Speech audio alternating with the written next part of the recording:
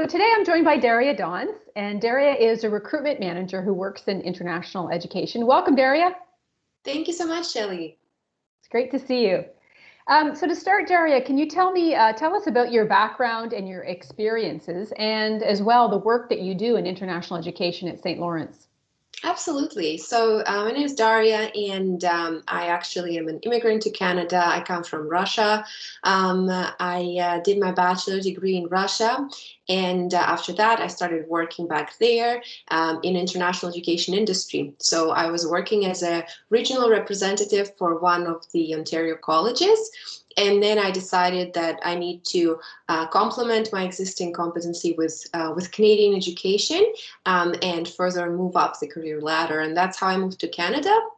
So I also was an international student myself in an Ontario public college. I did a postgraduate program, and then I immigrated to Canada, and I worked in some other institutions as well. And eventually, I ended up here at St. Lawrence College, where I've been for almost 3 years now.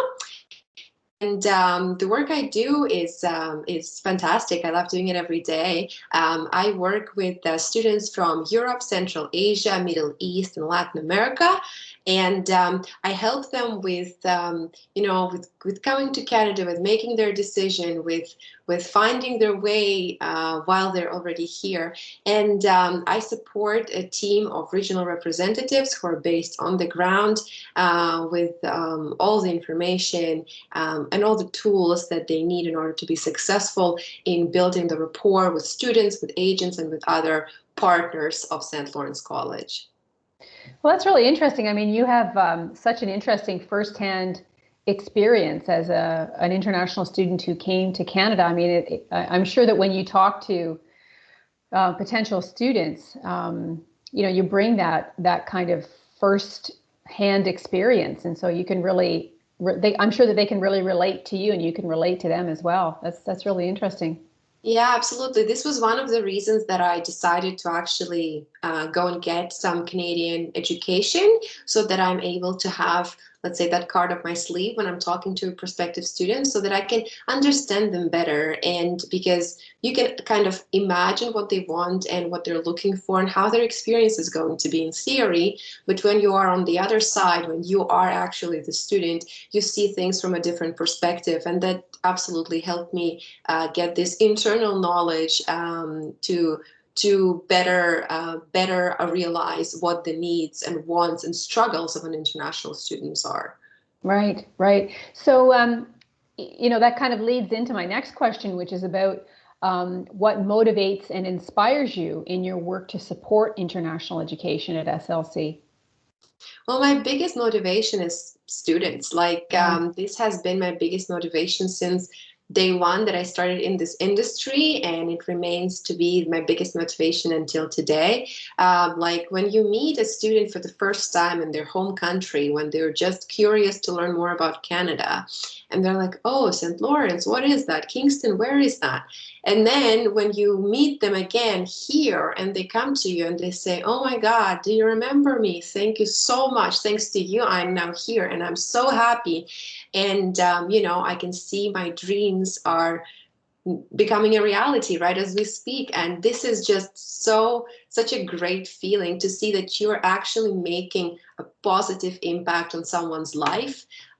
So this for me is the biggest motivation, and that's why I really miss seeing the students face to face to have this, to have this experience of actually seeing them there and now seeing them here. But I'm sure at some point things are going to get back to normal. But yeah, this is definitely my biggest motivation, making sure that I am making a positive difference on people's lives. Yeah, well, and it's and when you see that positive difference that you're having on students, that by extension that same positive difference is being made to their families, right? Because their Absolutely. families have invested so much time and money for them to come to Canada for their studies, so it's just kind of snowballed into something that has just made such an incredible difference for them and their family around the world. So the last question I'm going to ask you is, what do you think are the biggest challenges that we face at SLC in terms of becoming a globally minded college to reach that goal?